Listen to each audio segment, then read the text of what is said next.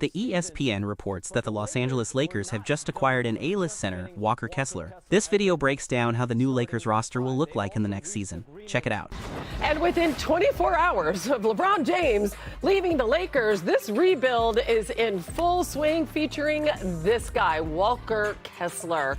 Shams, let's start there as they land their center, a restricted free agent, no less. How did this deal get done?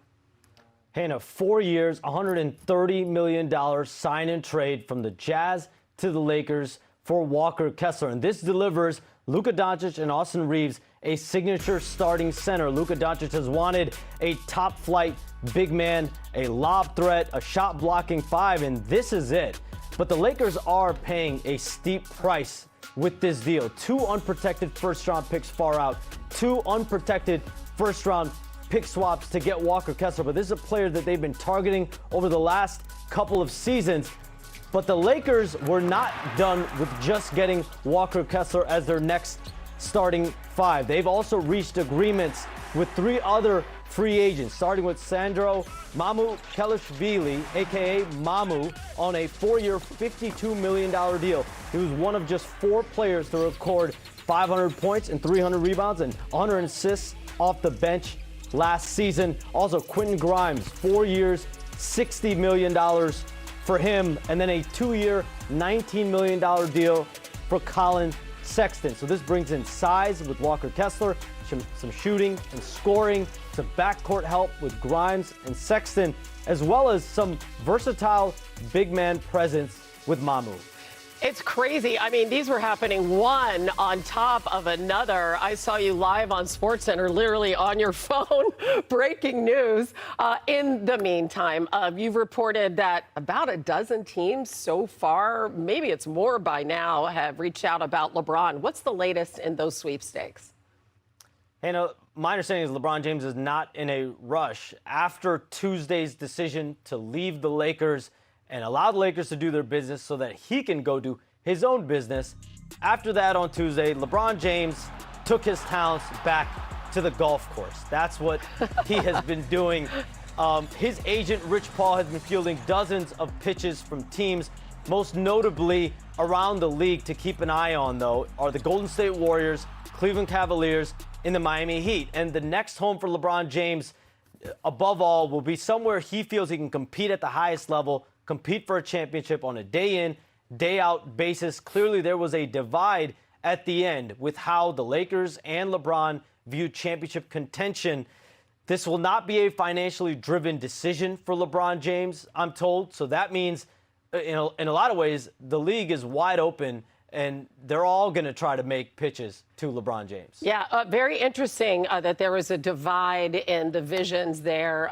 Shams, always with new layers to this story. We appreciate it. We'll talk to you in just a bit as we are here with our full complement of talent. Golf course talent or, I don't know, basketball talent? Combination of it. Domino, you know what I mean? Domino. Right, dominoes talent. Yeah. Brian Windhorst, Marc Spears, Dave McMenamin, and, of course, Kendrick Perkins. How much did the Lakers actually upgrade their roster? Well, this is the big question. This is what the executives are examining across the league, the Lakers competition, trying to figure this out. So listen, getting Walker Kessler, not a lot of people thought the Jazz were going to let him go. And to get him to go, they had to pay a steep price. As Shams said, 4 first-round draft pick assets. When you look at the swaps and those far-out first-round picks, which frankly probably will be after Luka Doncic's prime. So that's one of the things that they wanted to do. They wanted to push it out. And also, the price that they paid here, this was not a I mean, you would have thought to pull Walker out of Utah, you would have had to really pay a huge number that the Jazz wouldn't match. The Jazz didn't get into a salary situation, so the Lakers were able to save a little bit of money to use on the rest of their roster. So you look at the upgrade and how he fits alongside Luka Doncic, I think they couldn't have done better in getting, a guy they could actually acquire who will fit alongside him. The other players, when you factor in the fact that LeBron has to be replaced, that's where it gets into a debate. But there are other scouts I talked to today who say, listen, Luka is going to be perfect with Walker Kessler. He's going to roll off of those screens. He's going to dunk. He's going to protect their backside on the rim. There's scouts who love it.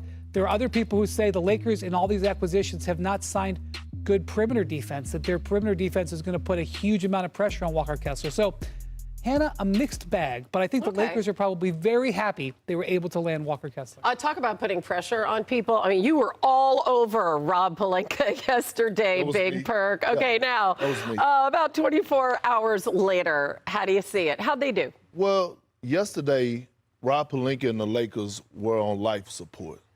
And all of a sudden, he became a miracle worker.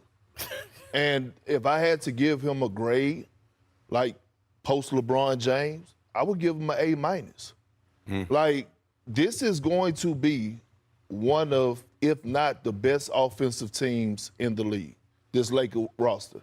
When you look at what they went out and did, Sandro, Mamu, like one of the best shooting bigs in the game, being able to, no, I don't even want to do it. I don't even want to do it. We don't have enough time in this show for me. Mamukelashvili. We're all practicing it. Yeah, we go keep Mamukelashvili. it simple.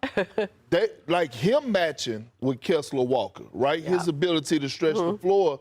And so when you think about Quentin Grimes, whether he's in the starting lineup or coming in off the bench, he has still been one of the most consistent three-point shooters in the game. What is their head coach known for as a player? A three-point shooter. The one thing we can say is that offensively, J.J. Redick gets into his bag when it comes down to designing and putting guys in position. Not only is Luka a hell of a playmaker, Austin Reeves is a hell of a playmaker. This team is going to make the playoffs. They're going to probably have the best offensive team in the league. They're still ways away from being legit title contenders, but I got to give Rob Pelinka his credit. Like, to say he lost LeBron James, and I was wondering what the hell he was going to do, and all of a sudden the floodgates opened and he wasted no time and stood on business, and he got into his young Miami bag because he spent that. He spent that. Put some perspective for us, my friend. Well, Hannah, we ended the show last night and we said, what does $52 million in cap space get you? And Laker fans were thinking this is going to be the roster right now. This is actually what happened here. They signed and trade Walker Kessler. That goes into the DeAndre Ayton slot. Sandro Mamukelashvili goes into the Jared Vanderbilt. I've been practicing. Goes into the Jared Vanderbilt slot. And then, of course, Quentin Grimes can go into Jake LaRavia. And we also signed agreed to a deal with Quentin Grimes that adds some more scoring to their bench. Now, here's the one thing that we're going to talk about. Draft assets. They have only a 2032 swap left, and they're over the salary cap in 2020. I will say this regarding the draft assets. Hannah, they were going somewhere, whether it would going to be in free agency as far as with a restricted free agent, or they were going to have to go out and make a trade during the regular season, and they go out and get probably one of the best centers in the market, and now their roster is set for this season. Hey, really quick, is there a window with this group? I think the window was probably last August when they signed Luka to that extension. Yeah, I think you're on the clock all the time. Listen, I mean, Dave's reporting on that, thanks, Bobby, was that, you know, they were talking about this summer when they were selling Luka and that he wanted an A-list center. So did they deliver? Kessler qualifies as an A-list center, absolutely. Now, he missed a lot of time last season, so you got to hope that he's healthy, because if he's not healthy, you're back to DeAndre Ayton, and we'll even see if DeAndre Ayton will be on this roster on opening day. Now, the Lakers don't, as Bobby just outlined, they don't have many assets to move him. They would only have that one pick swap, and so they could stretch and waive him if they decided, or maybe they have a meeting and he recommits, and what he did in the first round against Houston, they're convinced he can do throughout the course of the regular season. I think playmaking is still a concern with this group, though. You lose LeBron James, who's one of the best playmakers in NBA history, and I think the Lakers are banking on how they started last season when they went 10-4 when LeBron was sidelined with sciatica. It just means upping the usage for Luka and Austin Reeves. Okay, how do you